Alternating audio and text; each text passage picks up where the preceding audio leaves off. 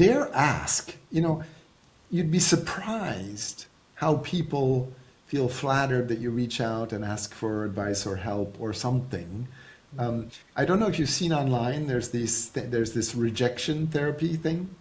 So basically, it's you go and ask someone for a crazy thing, with the whole point is they'll say no. Yeah. And so there's like the 100 days in a row, and and then these people come out and say, 60, 70% of the time people said yes.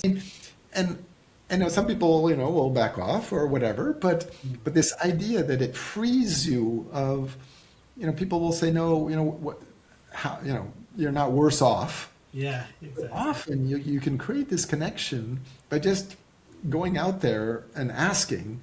Yeah. Um, yeah, that was the Amanda Palmer from the Dresden Dolls. And certainly for me, in developing my career, in building anything, I've learned the importance of, number one, being able to, as you're saying, ask and not being afraid to ask for what you want. So, you're constantly asking and you're constantly getting rejected. So it definitely does build that, whether it's that rigor or that thick skin, to be able to understand that it's a rejection, not take it personally. And something that I've done that really helps me is I chase the no. For someone to say no, because in some cases it saves me from having to continuously try and craft a message or wasting time trying to get to you. If it's a no, then I understand and I can refocus my attention. But this is something I learned from Gary Vee, actually, and he said, when you ask for something, you should know why you're asking, right? Don't come at it, make an ask for like a manipulative way, because some people say, I just need you to do this and this to get this. Or people will ask with the hope of getting the right answer.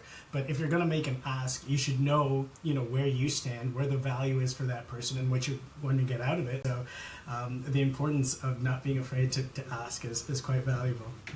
And I think there's a second level at that getting to the no, is that a lot of people, they won't say yes, but they won't say no either. So the safest route is to string you along.